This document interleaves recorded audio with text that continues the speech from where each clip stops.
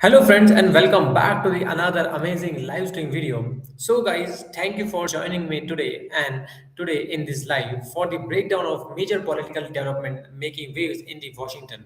So guys, today we are diving into a surprising moment on the Capitol Hill. 20 House Republicans joining the Democrats to overturn a key Trump executive order that blocked the most federal unions. This, guys, wasn't a small procedural tweak or a symbolic gesture. This was a direct challenge to tone of one of the President Trump's efforts to reshape federal workforce rules. And the way this way it happened and who crossed the party lines tells us a lot about the divisions growing inside the GOP.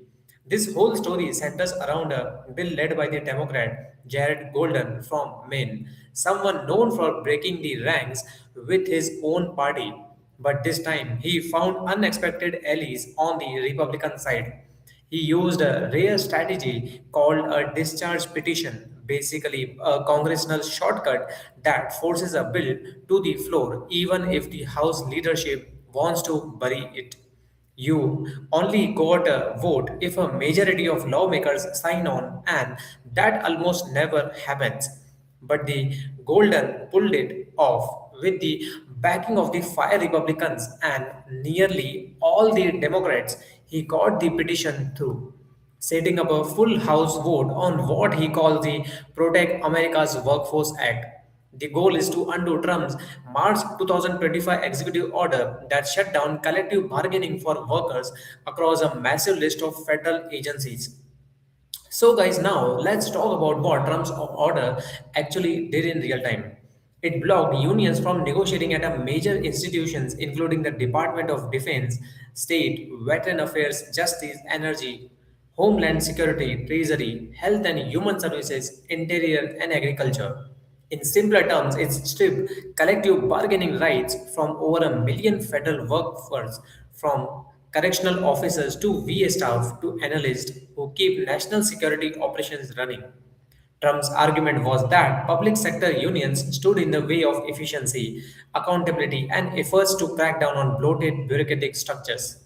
So, undoing that executive order is no small political reversal.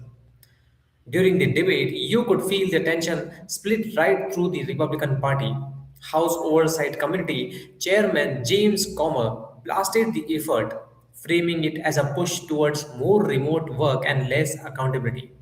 Comer reminded his colleagues that even Franklin Roosevelt, one of the labor's highest champions, was skeptical of public sector unions because they don't negotiate with a private company but with the elected officials managing taxpayer money. Meanwhile, Representative Brandon Gill from Texas went even harder, accusing union leaders of backing this bill just to protect their so called televic perks, shield themselves from the oversight, and block a president's ability to discipline or reform federal agencies. But on the other side, Democrats and a small but influential group of Republicans argued that these workers deserve basic rights like the fair wages, safe workplaces, and the ability to negotiate conditions just like the private sector employees. So, guys, House Minority Leader Hakim Jeffries called collective bargaining a basic freedom that helps the build better work environments for the public servants who keep the government running.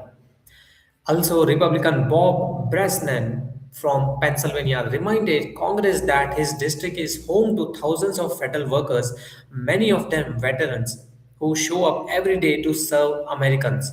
For them, he said, bargaining rights aren't political, they are about the dignity. Mike Lawyer from New York echoed that sentiment, saying that career public servants deserve a voice like every other American worker. What makes this even more fascinating is the timing. Discharge petitions hardly work because they require lawmakers to publicly defy their own party leadership. But this year, with Republicans struggling to govern under a razor thin majority, these petitions have suddenly become powerful tools.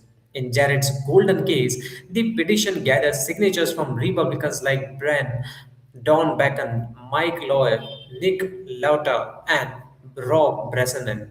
Once the bill reached the floor, support among Republicans expanded rapidly. 13 Republicans voted on Wednesday to move it forward, and by Thursday afternoon, that number had grown to 20 in the final vote. The bill passed 231 to 195, with every no vote coming from Republicans who stayed aligned with the Trump. But, guys, here is the key caution. What happens next? Passing the House is the only first step. For this measure to actually become a law, it must survive the Senate and then land on the President Trump's desk. And if it reaches him, he would have to sign a bill that reverses his own executive order, something highly unlikely unless there is an enormous political pressure. That means this fight could move from Congress straight into the heart of the presidential campaign season. So, guys, what we are seeing is a bigger story about the future of the Republican Party as 20 GOP members publicly broke with Trump on an issue he considers central to fixing what he calls federal bureaucracy bloat. Some did it because pressure from districts with the heavy federal workforces. Others appear to be signaling a willingness to build bipartisan coalitions, even if it means standing apart from Trump's agenda. Whether this becomes a significant trend or just a one off movement depends on how voters respond and how Trump handles this challenge from within his own party. For now, the message from the House is very clear. There is a growing disagreement about how to treat federal workers, how much power unions should have, and how far a president should go in restructuring the government workforce. And today's vote shows that this divide is no longer just Republican versus Democrats, it's Republican versus Republican. Keep your eye on the Senate and on the White House because this story is far from over and could have major consequences for labor rights, government operations, and the 2026 political landscape. See you guys in the next video. Thank you so much for joining. If you like this video, kindly give it a thumbs up and subscribe to our channel for such amazing political breakdowns. And also let us know your thoughts in the comments. I will see you guys in the next video.